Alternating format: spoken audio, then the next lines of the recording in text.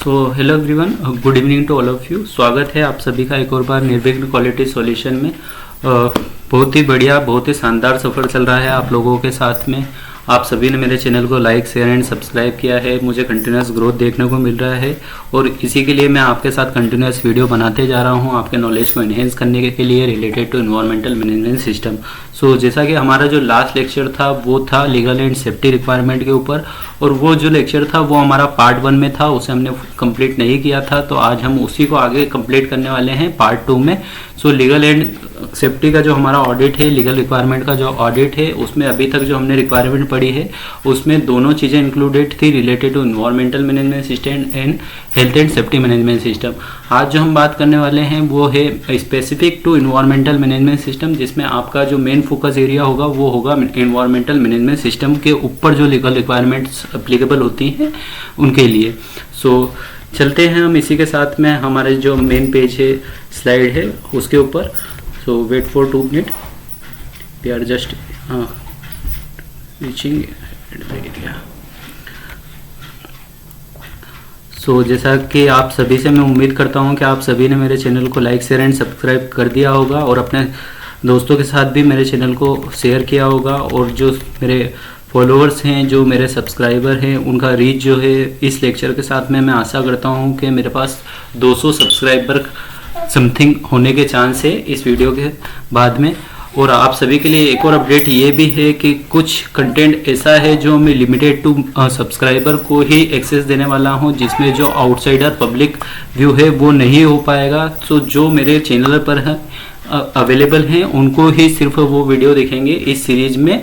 कुछ पॉइंट्स, कुछ नोट्स ऐसे भी हो सकते हैं जो सिर्फ मेरे सब्सक्राइबर के साथ होंगे, वो पब्लिक के लिए नहीं होंगे।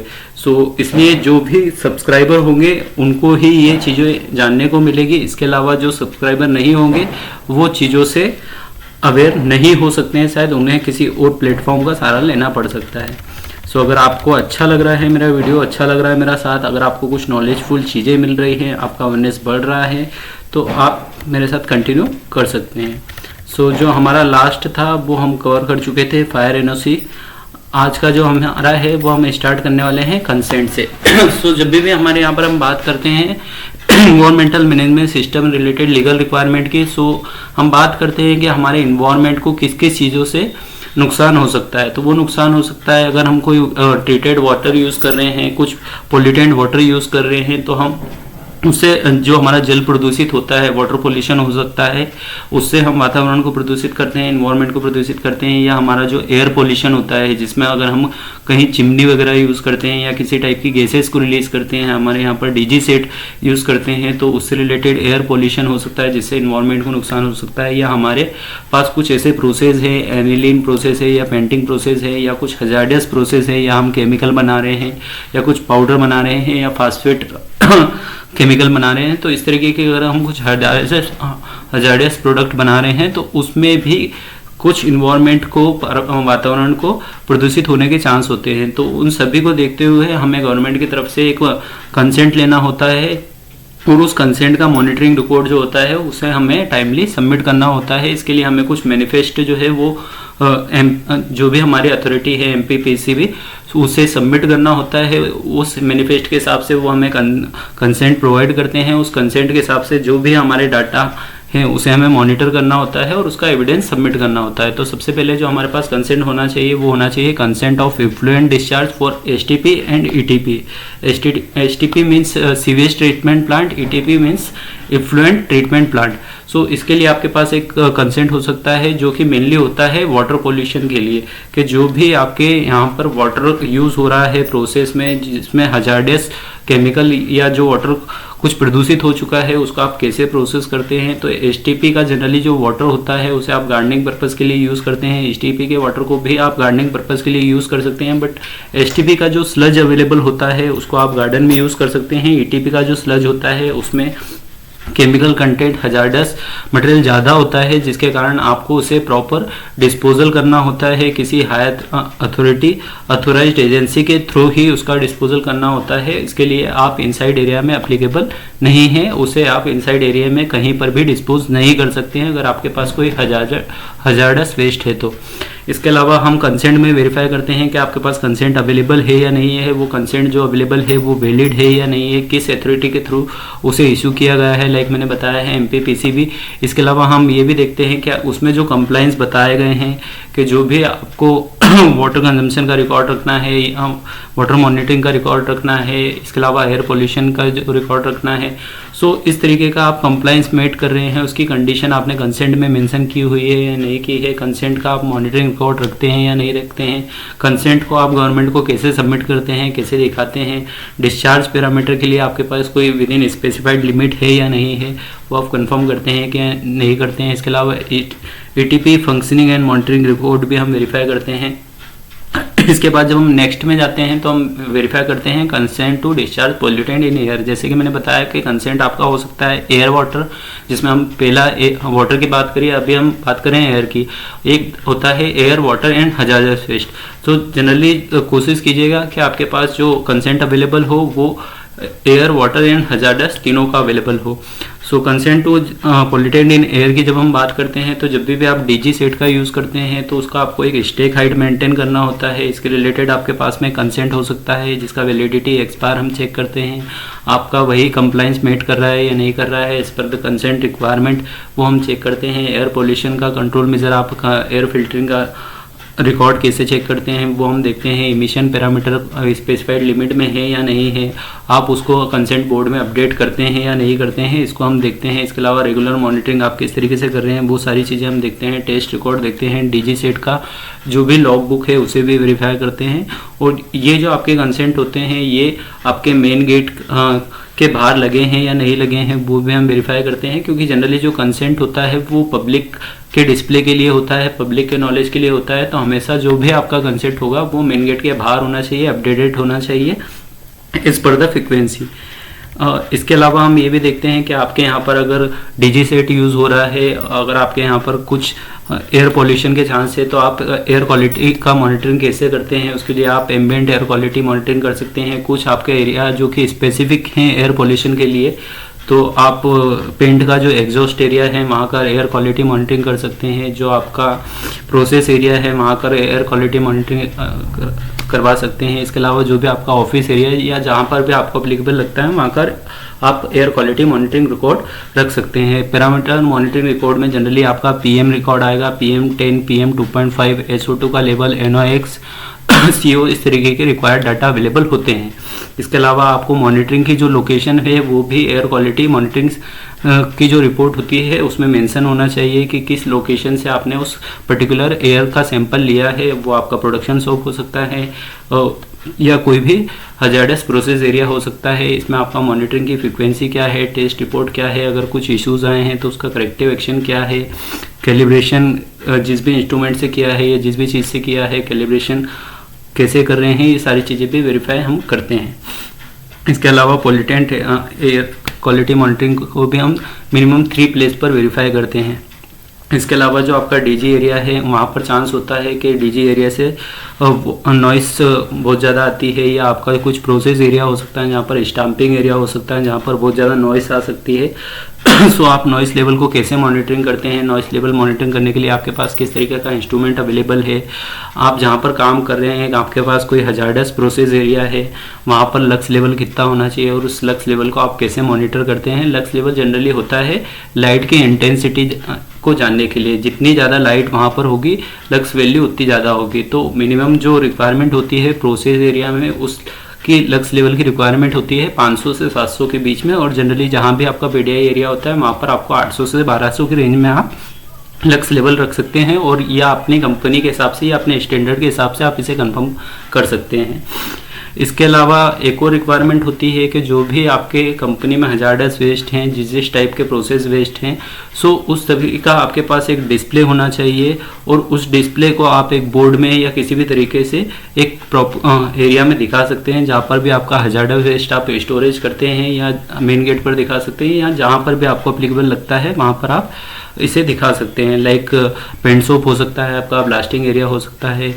हजार्डस वेस्ट मैनेजमेंट का रिकॉर्ड आपके पास होना चाहिए। जैसे कि मैंने बताया था कि आपके कंसेंट में कुछ चीज़ें होती हैं जिसमें आप हजार्डस वेस्ट के बारे में बताते हैं। तो वेस्ट में आपका प्रोसेस वेस्ट में कुछ एम्प्टी बैरल ड्रम हो सकते हैं, ऑयल सॉफ्ट कॉटन वेस्ट हो सकता है, एम्प्टी ड्रम हो सकता है, कुछ सॉलिड वेस्ट हो सकता है, कुछ बायोमेडिकल वेस्ट हो सकता है, कुछ इलेक्ट्रॉनिक वेस्ट हो सकता है। तो इस तरीके के वेस्ट आपको आइडेंटिफाइड करना है और उसे आप किस तरीके से डिस्पोज करते हैं ऑथराइज्ड वेंडर के थ्रू, उसका आपके पास एक प्रॉपर रिकॉर्ड अवेलेबल होना चाहिए।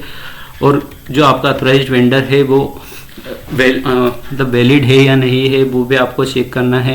ऑथराइजेशन लेटर आपके पास पोल्यूशन कंट्रोल बोर्ड का हो सकता है, जिसमें वैलिडिटी पीरियड एंड कंडीशन हो सकती है। Waste generation hazardous waste management में आपको ये भी ध्यान रखना है कि आपके पास स्टोरेज क्वांटिटी क्या है, परमिसिबल क्वांटिटी क्या है, इंस्पेक्शन क्वांटिटी क्या है, आपने लेबल एंड सेग्रीगेशन किया है या नहीं किया है, उसका डिस्पोजल आपने कितने टाइम बाद किया है, कितना आपके लिमिटेशन है, एग्रीमेंट, ये सारी चीज़ें आपको देखना है। इसके अलावा जो भी इनवॉइस है, चालान है, किस तरीके से आपने बिलिंग करके हजार्डस वेस्ट को डिस्पोजल किया है, डिस्पोजल का आपके पास सर्टिफिकेट है या नहीं है, इस सारी तरीके की चीज़ें आप हजार्डस वेस्ट के मैनेजमेंट के रिकॉर्ड दिखाने के लिए दिखा सकते हैं। इसके अलावा मैनिफेस्ट सिस्टम हो सकता है। मैनिफेस्ट सिस्टम जनरली ये बताता है कि आपका जो हजार्डस वेस्ट है उसका मूवमेंट कैसा है फ्रॉम जनरेशन टू डिस्पोजल। सो उसके लिए मैनिफेस्ट सिस्टम आप दिखा सकते हैं। इसके अलावा ट्रेनिंग बता सकते हैं और इमरजेंसी प्रिपेयर्डनेस बता सकते हैं कि हजार्डस वेस्ट अगर आप स्टोरेज करते हैं, उसका डिस्पोजल करते हैं तो किस किस तरीके की हानि हो सकती है, उसके लिए आपके क्या इमरजेंसी प्रिपेयर्डनेस प्लान है, ये सारी चीज़ें आप बता सकते हैं।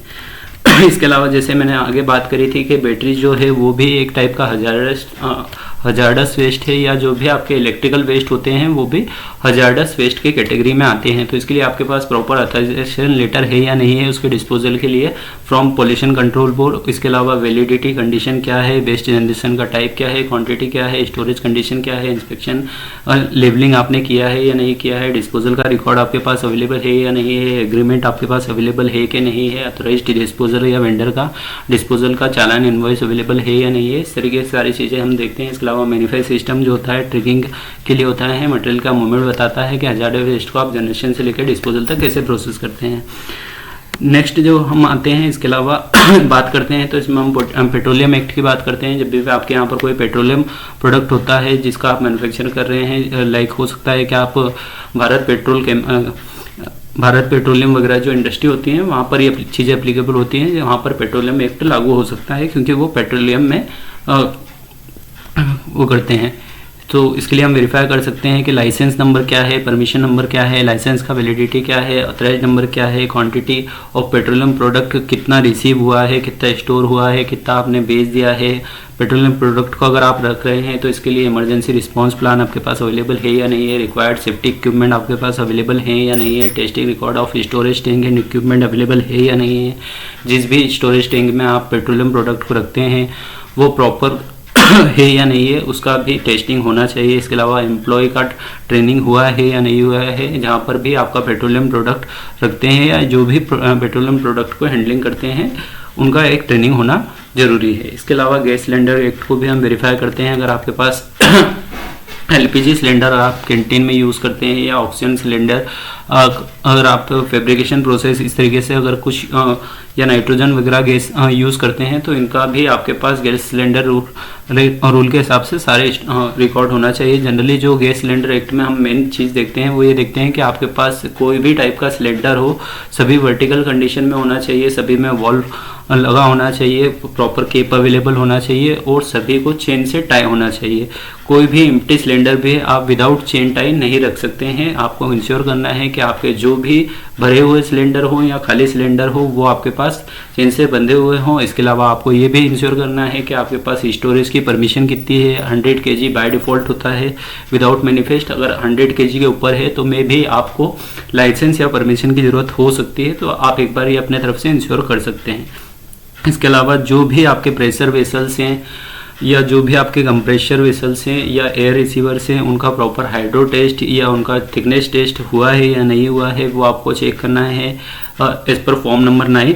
और ये भी चेक करना है कि अगर ये चेक हुआ है तो रिक्वायर्ड जो इंस्ट्रूमेंट है या जो भी रिसीवर है या कंप्रेसर है उस पर उस चीज़ का डिस्प्ले अवेलेबल है या नहीं है, आईडी नंबर, उसका टेस्टिंग ड्यू डेट कब है, वो चीज़ें मेंशन होना चाहिए। इसका लाइसेंस नंबर, परमिशन हम वेरीफाई करते हैं, स्टोरेज एंड हैंडलिंग वेरीफाई करते हैं, compliance with labelling and marking verify करते हैं। इसके अलावा एयर रिसीवर अगर आपके पास है तो उसका हम लॉग रिपोर्ट भी वेरीफाई करते हैं। इसके अलावा अगर आपकी कंपनी में इन हाउस कुछ बोरिंग वगैरह है तो हम बोरवेल का रजिस्ट्रेशन हम आपका वेरीफाई करते हैं। इसमें ग्राउंड वाटर अथोराइजेशन रूल्स के तहत गवर्नमेंट से अगर आपने कुछ परमिशन ली है तो वो हम वेरीफाई करते हैं। वाटर कंजम्पशन, आप किस तरीके से वाटर का कंजम्पशन कर रहे हैं उसका भी हम मॉनिटरिंग रिकॉर्ड चेक करते हैं।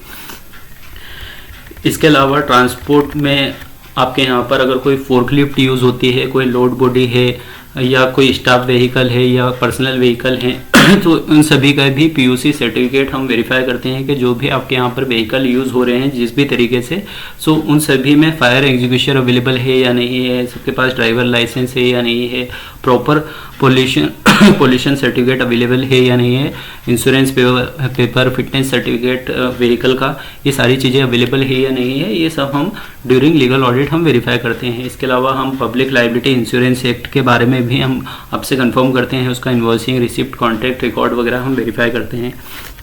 इसके अलावा अगर आप इंश्योर करते हैं कि आपके यहाँ पर अगर फैक्ट्री एक्ट 1948 अप्लीकेबल है, सो उसके रिगार्डिंग भी हम कुछ चीज़ें देख सकते हैं। अगर आपने लीगल रिक्वायरमेंट में फैक्ट्री एक्ट 1948 को बता रखा है तो उसमें हम सबसे पहले जो चेक करते हैं, इसमें हम चेक करते हैं कि जो भी आपके एरिया में क्रेन है, फोर्कलिफ्ट है, चेन है, हॉइस्ट है, मीन्स जो भी टूल्स एंड टेकल्स हैं, मशीन, चेन, रोप, जो भी हो, मतलब लाइक आप चेन भी यूज़ कर सकते हैं लिफ्टिंग के लिए, रोप भी यूज़ कर सकते हैं, फोर्कलिफ्ट भी यूज़ कर सकते हैं मटेरियल मूवमेंट के लिए, सो या क्रेन जो है वो भी यूज़ कर सकते हैं। तो इन सभी का टेस्टिंग प्रॉपर हुआ है या नहीं है, उसका आपने प्रॉपर रिकॉर्ड मेंटेन कर रखा है या नहीं कर रखा है, ये सारी चीज़ें हम वेरीफाई करते हैं। इसके अलावा आपके यहाँ पर अगर कोई ड्रिंकिंग वाटर है, कुछ फ्रीजर्स वगैरह आपने लगा रखे हैं तो उसका टेस्टिंग हुआ है या नहीं है, ड्रिंकिंग वाटर का टेस्ट रिपोर्ट हम वेरीफाई करते हैं। आपने किस किस लोकेशन से वाटर का टेस्टिंग करवाया हुआ है, किस किस लोकेशन पर, वो हम वेरीफाई करते हैं। इसमें हमारा एक केमिकल एनालिसिस आपने कहाँ कहाँ का करवाया है, फिजियोलॉजिकल एनालिसिस कहाँ कहाँ का करवाया है, ये सारी चीज़ें देखी जाती है। इसके अलावा शॉप फ्लोर में जहाँ जहाँ पर भी आपका पुअर विजुअलाइजेशन है वहाँ पर आपने लक्स लेवल मॉनिटर किया है या नहीं किया है, जहाँ पर आपका लाइट इंटेंसिटी की रिक्वायरमेंट हो सकती है, ज़्यादा हो प्रोसेस एरिया में, जहाँ पर कुछ हैजार्डस प्रोसेस या कुछ डेंजरस वर्क एरिया है तो वहाँ पर लक्स लेवल का मॉनिटरिंग रिकॉर्ड हम वेरीफाई कर सकते हैं। इसके अलावा एम्बिएंट एयर क्वालिटी का रिकॉर्ड, नॉइस मॉनिटरिंग का रिकॉर्ड हम वेरीफाई करते हैं, डेसिबल मीटर का कैलिब्रेशन हम वेरीफाई कर सकते हैं। इसके अलावा कंप्रेशर, प्रेशर वेसल का टेस्टिंग हम वेरीफाई करते हैं। जो भी आपके यहाँ पर फायर एग्जीक्यूशन है उसका पीरियडिकली रिव्यू एंड टेस्टिंग हुआ है या नहीं हुआ है, उसका एग्जामिनेशन, वो नीडल जो है उसका वो ग्रीन एरिया में है या नहीं है, और जो भी मैन पावर है फायर एग्जीक्यूशन उसे चलाना आते हैं या नहीं आते हैं, फायर एग्जीक्यूशन जो आपके लगे हुए हैं वो एक्सेसिबल हाइट पर है या नहीं है, इस सारी तरीके की चीज़ें हम लीगल ऑडिट के दौरान वेरीफाई करते हैं अगर आपने आपकी कंपनी में फैक्ट्री एक्ट 1948 को बताया है। इसके अलावा एम्प्लॉय स्टेट इंश्योरेंस एक्ट को भी हम देखते हैं कि मेडिकल केयर, आप फाइनेंशियल बेनिफिट के लिए वर्कर के लिए आप क्या करते हैं, मेडिकल फैसिलिटीज़ आपने क्या दे रखी है, पीएफ, ESIC के लिए आप किस तरीके से लोगों को अवेयर करते हैं। इसके अलावा हेल्थ रिकॉर्ड देख सकते हैं वर्कर का, जिसमें आपके हजार्डस प्रोसेस में काम करने वाले वर्कर्स हो सकते हैं, पेंटिंग वगैरह में वर्कर पेंटिंग प्रोसेस के वर्कर हो सकते हैं, सो उनके लिए जनरली लंग टेस्ट वगैरह ज़रूरी होता है। आपके जो कैंटीन वर्कर हैं उनके केस में हम स्टूल टेस्ट को वेरीफाई करते हैं कि स्टूल टेस्ट आपने करवाया है या नहीं। इसके अलावा हम प्लांटेशन भी वेरीफाई कर सकते हैं कि अगर आपने कुछ टारगेट्स लिए हुए हैं रिलेटेड टू प्लांट के, हम इतने ट्रीज, नंबर ऑफ ट्रीज लगाने वाले हैं प्लांटेशन लेबर एक्ट 1986 के तहत, तो हम वो भी वेरीफाई करते हैं कि आप किस तरीके से प्लांट लगाते हैं, किस तरीके से उनका रखरखाव करते हैं, आपकी कंपनी एरिया में कितना ग्रीनरी परसेंटेज अवेलेबल है। इसके अलावा हम रजिस्ट्रेशन सर्टिफिकेट चेक कर सकते हैं, एम्प्लॉय फंड आप किस तरीके से पीएफ फैसिलिटीज़ देते हैं एम्प्लॉय को, वो हम वेरीफाई कर सकते हैं, कंपनसेशन आप किस तरीके से देते हैं, ग्रेजुएटी की क्या पॉलिसी है, आपके मिनिमम वेजेस एक्ट जो है आपके यहाँ पर अप्लीकेबल है या नहीं है, आप किस तरीके से उसको इंश्योर करते हैं, रिम्यूनरेशन एक्ट आपके यहाँ पर फॉर मेल एंड फीमेल दोनों के लिए बराबर है या नहीं है, वो हम चेक करते हैं। चाइल्ड लेबर एक्ट को हम देखते हैं कि आज 14 वर्ष से कम उम्र के बच्चे को आप कोई काम तो नहीं करवा रहे हैं। इसके अलावा हम ये भी इंश्योर करते हैं कि आपके यहाँ पर अगर कोई वॉशरूम है वर्कर के लिए लिए तो वो लेडीज़ और जेंट्स के लिए सेपरेट है या नहीं है।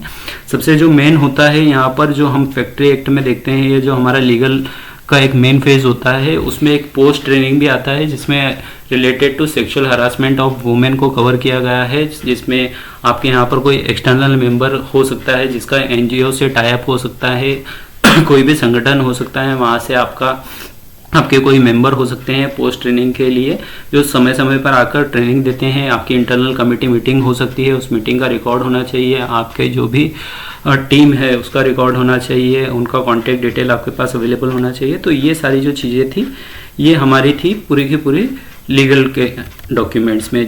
सो हमने जो हमारा पहला वाला पार्ट था, इसके पहले वाला, उसमें हमने इसका पार्ट 1 कवर किया था लीगल का। आज जो हमने किया है इसमें पार्ट 2 जो था लीगल का वो कंप्लीट कर लिया है। आगे आने वाले वीडियो में हम देखने वाले हैं purchase related document. So I think आप सभी को मेरा वीडियो जो है वो पसंद आया होगा, और जो भी लीगल रिलेटेड आपके इश्यूज हैं, लीगल रिक्वायरमेंट को समझने में आपको दिक्कत थी, आई थिंक इस वीडियो को समझने के बाद में आपके बहुत सारे कन्फ्यूजन्स जो हैं वो दूर हो गए होंगे, इवन आपने बहुत सारी नई चीज़ें जानी होगी। सो मैं आशा करता हूं कि आप सभी को वीडियो पसंद आई होगी, तो आप इस चैनल को लाइक करेंगे, शेयर करेंगे, सब्सक्राइब करेंगे और ज़्यादा से ज़्यादा अपने दोस्तों को पहुंचाएंगे। और अभी हम सिर्फ डॉक्यूमेंट के ऊपर चल रहे हैं, अभी सिर्फ मैं ये बता रहा हूं कि किस किस तरीके के डॉक्यूमेंट्स आपको चाहिए होते हैं during integrated management system audit. जो भी डिपार्टमेंट वाइज डॉक्यूमेंट हैं वो अभी सब मैं डिस्कस कर रहा हूँ। अगर आपको इसका डिटेल्ड वीडियो में जाना है, इसके बारे में और ज़्यादा समझना है, तो इसके लिए जैसे जैसे मेरे सब्सक्राइबर बढ़ते जाएंगे, मुझे लगता है कि मेरा चैनल ग्रो कर रहा है, एक लेवल तक पहुंच रहा है, तो फिर मैं उसके ऊपर और वीडियोस बनाऊंगा जिसमें हम इन सभी चीज़ों को, एक एक डॉक्यूमेंट को बहुत डिटेल में रिव्यू करने वाले हैं। इसके अलावा फिर हम स्टैंडर्ड के ऊपर भी आएंगे। मेरा जो पहला है अप्रोच है वो ये है कि पहले आप रिलेटेड डॉक्यूमेंट्स आपके डिपार्टमेंट में क्या हो सकते हैं वो आप समझे, किस तरीके से वो डॉक्यूमेंट बनता है वो आप समझे, किस तरीके की प्रोसीजर आपके पास होना चाहिए, क्या वर्क इंस्ट्रक्शन आपके पास होना चाहिए, ये सारी चीज़ें आपको समझ में आए। फिर हम स्टैंडर्ड पर जाएं ताकि आपको स्टैंडर्ड को समझने में आसानी हो। अगर हम स्टैंडर्ड से डॉक्यूमेंट पर आएंगे तो आपको स्टैंडर्ड ही बहुत लंबा लगने लगेगा। सो मेरा अप्रोच है कि आप डॉक्यूमेंट के थ्रू स्टैंडर्ड में चलिए और धीरे धीरे करके आपके नॉलेज को इन्हेंस करिए। और आशा करता हूं कि आप सभी को मेरा वीडियो पसंद आ रहा होगा। तो आप सभी से निवेदन है कि मेरे चैनल को निर्विघ्न क्वालिटी सॉल्यूशन को जल्द से जल्द लाइक करें, शेयर करें, सब्सक्राइब करें। मैंने आने वाले वीडियो का वेट कर रहे हैं तो आप अपने बेल आइकन को प्रेस करें, नोटिफिकेशन आपको आता रहेगा जब भी मेरा नेक्स्ट वीडियो आएगा। ये जो सीरीज है ये टोटल 18 वीडियोस हैं जिसमें ये सारे जो पार्ट्स हैं वो कवर होने वाले हैं। इसके अलावा जो नेक्स्ट सेशन होगा 18 वीडियो के बाद में वो हमारा होने वाला है, जो भी मैंने इसमें फॉर्मेट्स बता रखे हैं, जो रिकॉर्ड बता रखे हैं, उनका detail review. So thank you so much all. Stay with Nirvighna quality solution, stay happy, stay safe.